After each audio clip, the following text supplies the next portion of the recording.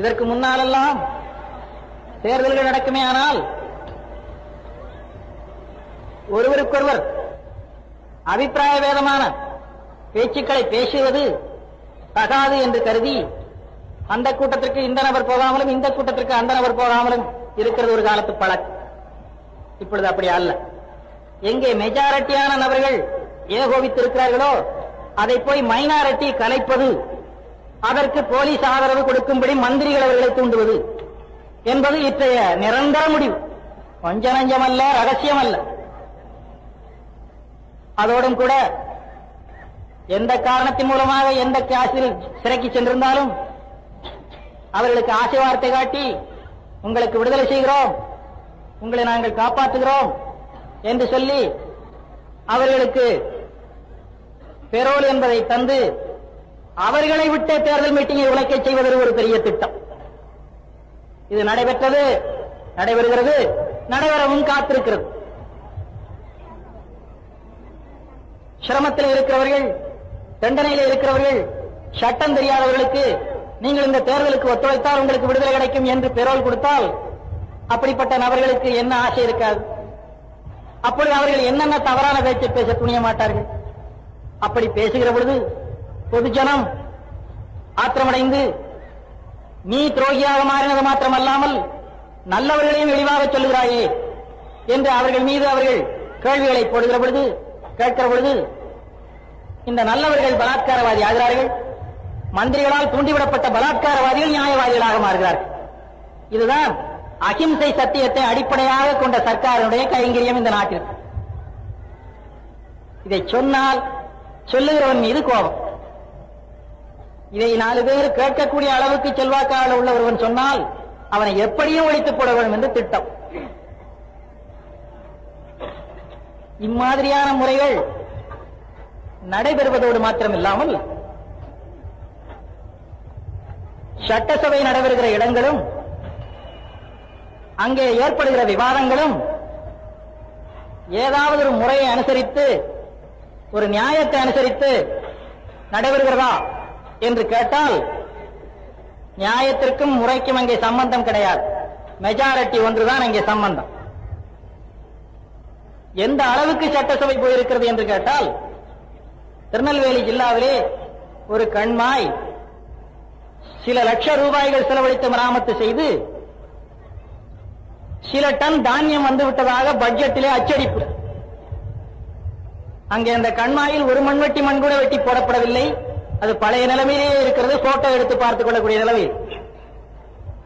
இதை எதிர்க்கட்சி மெம்பர்கள் நாங்கள் போயிருந்த சமயத்தில் கிளப்பி இந்த சட்டசபையில், ஐயா இவ்வளவு லட்சம் ரூபாய்க்கு மராமத்து நடந்து இவ்வளவு டன் தானியம் வந்ததாக சொல்லப்பட்டிருக்கிறதே, அந்த கண்மாய் வெட்டே ஆகவில்லையே, இப்படி ஒரு பட்ஜெட் வந்திருந்தால் இது பரிசீலிக்க வேண்டாமா என்று கேட்டால், இல்லை மராமத்தாகி இருக்கிறது, பொய் சொல்கிறார்கள் என்று சொல்ல வேண்டுவது மந்திரிகளுடைய கடமை. அப்படி சொல்ல அவர்கள் துணியவில்லை. ஏனென்று கேட்டால் 100 குழி மண் என்று கணக்கெழுதி இருந்த இடத்தில் 10 குழி மண்ணாவது வெட்டப்பட்டிருந்தால் தானே அவர் அதை சொல்லலாம். ஒன்னும் சொல்ல முடியாத நிலைமையில் யோசித்து பார்த்து வேறு என்ன செய்வது இந்த தர்ம சங்கடத்திற்கு துணிந்து சட்டசபையில் எழுந்திருந்து அது அச்சுப்படை என்று சொன்னார் ஒரு மானமில்லாத முறையில் மந்திரி.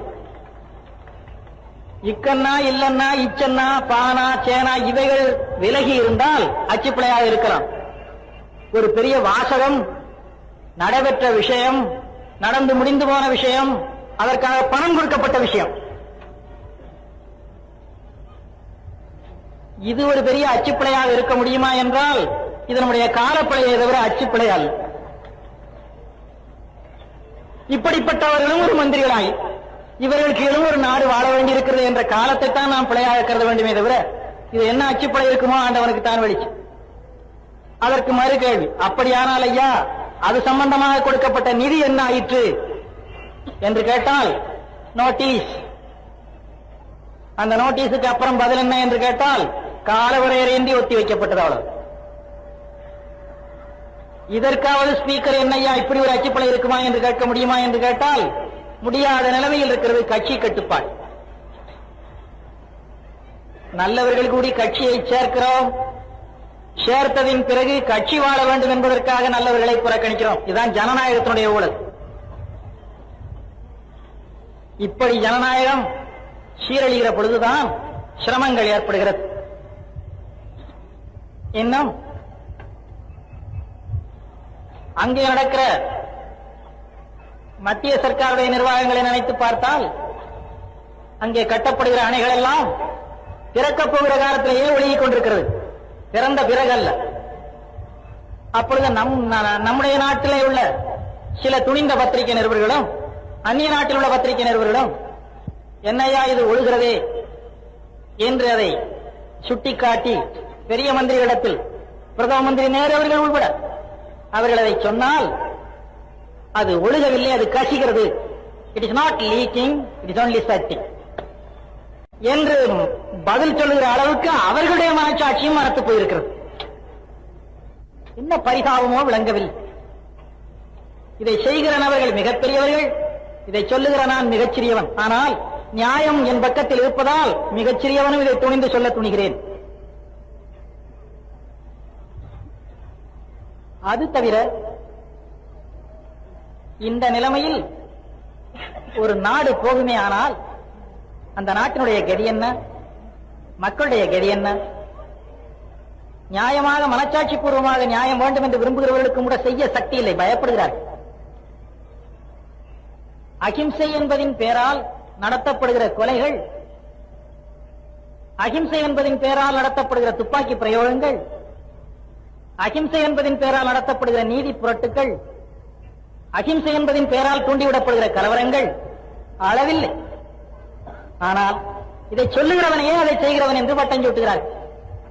சர்க்கார் அறிக்கைதான் சட்டப்படி பத்திரிகையில் போட முடியும், எதிர்க்கட்சிக்காரன் சொல்லுவதற்கு பத்திரிகையும் போட பயப்படுகிறது. ஏனென்று கேட்டால் முன்னால் எல்லாம் பத்திரிகைகள் என்று சொன்னால் அந்தஸ்துடையவர்கள் பத்திரிகை நடத்துவார்கள், தக்க செய்திகள் பத்திரிகைகளில் வரும். ஒரு 100 புஸ்தகத்தை படித்து தெரியக்கூடிய அறிவை ஒரு சில பத்திரிகையில் படித்தால் ஒருவன் புரிந்து கொள்ள முடியும். அந்த காலமிட்டைக்கு மாறி பேப்பர் கோட்டா என்று ஒன்று வந்துவிட்டபடியால் பத்திரிகை யாரும் நடத்த துணிந்து ஒரு சில பத்திரிகையை அச்சடித்து விட்டு இத்தனை லட்சம் அத்தனை லட்சம் கணக்கு போட்டுவிட்டு பேப்பர் கோட்டாவிலே வெள்ளை காகிதத்தை விற்பதிலேயே பத்திரிகை நடத்துவதற்கு நிறைய லாபம் கிடைக்கிறது. இந்த அக்கிரமம் நடைபெறுவதால் யார்தான் பத்திரிகை நடத்துவது என்பதற்கு அடையாளமே புரியவில்லை. எவருக்கும் பத்திரிகை நடத்த துணிவு ஏற்படுகிறது. இதற்கு ஒரு கட்டுப்பாடு, இதற்கு ஒரு தடை இருக்கிறதா என்றால் கிடையாது. இதில் பத்திரிகையில் வருகிற செய்தியோ முன்னுக்கு பின் சம்பந்தமே கிடையாது.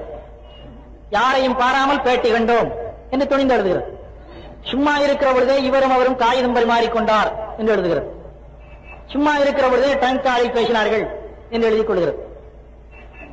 இந்த அளவுக்கெல்லாம் இது துணிச்சல் வருகிறது என்றால் என்ன என்று கேட்பீர்களே. ஆனால் அரசாங்கத்தில் கேட்பதற்கு நீதி இல்லை, மக்களால் ஒன்று செய்ய சக்தி இல்லை, இடையிலே இருந்து இந்த தொழில் நடத்துகிறவனுக்கு மானம் இல்லை.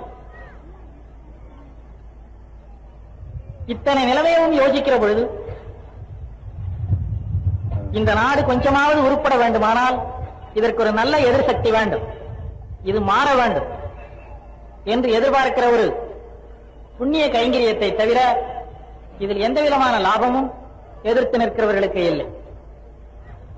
இதில் வேடிக்கை என்ன என்று கேட்டால், ஆளும் சர்க்கார் ஒரு ராஜாவை தேர்தலுக்கு கேண்டிடேட்டாக போட்டால் அவர் ஜனநாயகவாதி.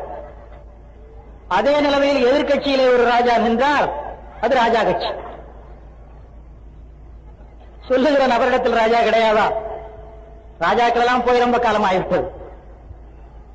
அவர்களோடு சேர்ந்து நின்றால் அவர் ராஜா அல்ல, எதிர்க்கட்சியில் சேர்ந்தால் அவர் ராஜா என்ற கெட்ட பெயரை வைத்துக் கொள்கிறார். பிரச்சாரத்திலே ராஜாக்கள் ஒழிய வேண்டும், தர்பார்கள் ஒழிய வேண்டும் என்று பேச்சு.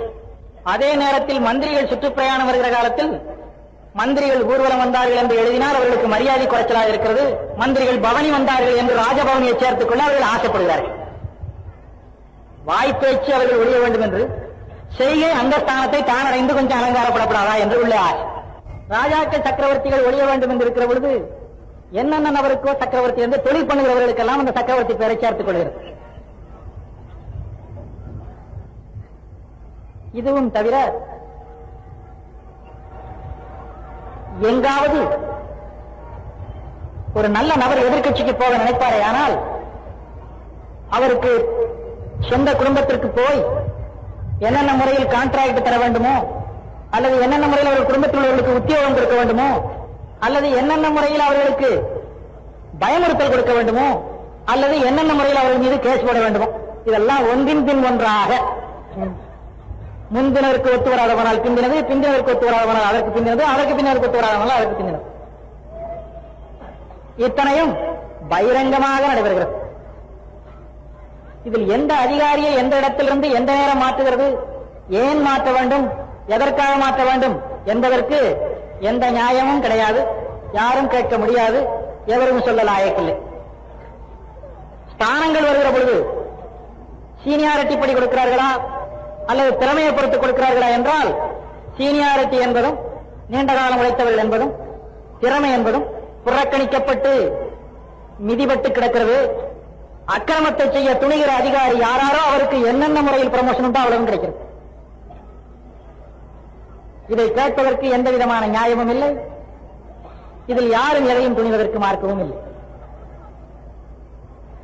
இதில் அந்நிய நாட்டு விவகாரங்கள் வருகிற பொழுது அகிம்சை பலமாக பேசப்படுகிறது.